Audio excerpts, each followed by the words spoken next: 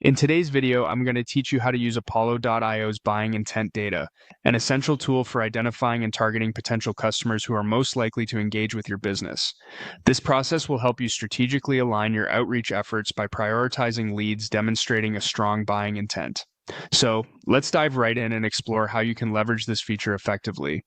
To start, you'll need to access the Apollo.io platform. Open your favorite web browser and navigate to the Apollo homepage. Once you're there, if you aren't logged in already, go ahead and do so with your credentials.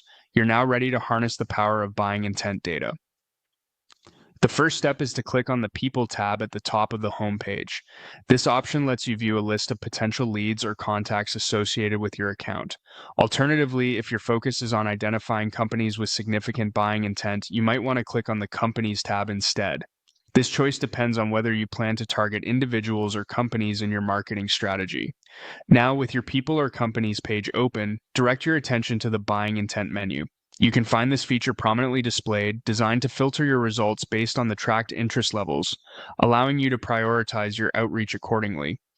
You'll notice several categories under the Buying Intent section. The first category is None. Clicking on this shows the leads or companies that haven't yet shown any clear buying signals. It can be a good starting point for preliminary outreach or nurturing campaigns. As we progress, you'll see the Low Intent category. Leads and companies categorized here have indicated a moderate interest in your products or services. While they may not be ready to purchase immediately, it's worth nurturing these connections with educational content or newsletters that could gradually increase their interest level. Following that, the medium intent group represents a more promising potential. These leads or companies have started to express buying signals like repeated website visits or responding positively to marketing emails.